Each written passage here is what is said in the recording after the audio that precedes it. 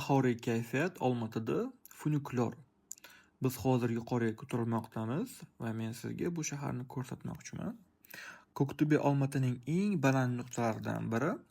Dengiz sathidan 1100 metr yuqorida, pastdagi shahardan taxminan 200 metr yuqorida. Va yuqoridan qarasangiz, shahar qanday yotganini ko'rasiz.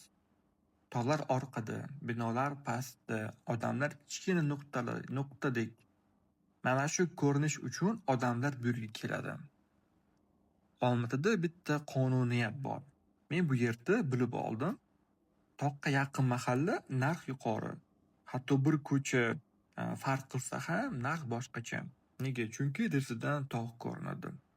Olmaotaliklar uchun tog' bu nafaqat manzara, bu hayot tarzi. Endi sizga gid sifatida bir narsa aytaman. Bahorda Ko'ktubga chiqsangiz, pastda iliq, tepada shamol. Biz ham shunday qildik. Pastda 22 gradus iliq, tepada chiqqanda birdan salqin. Yengil kurtka oling, bir marta afsuslanmaysiz. Va yana funikulyar soat 11 dan 11gacha ishlaydi. Kechqurun chiqing, shahar chiroqlari yonadi, boshqacha ko'rinadi. Quyosh botgandan keyin paytda biz shu yerda turibmiz, shahar asta-sekin yonadi. Tog'lar qorayadi.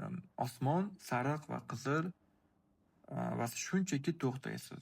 Hech narsa gapirmasdan faqat qarab turasiz.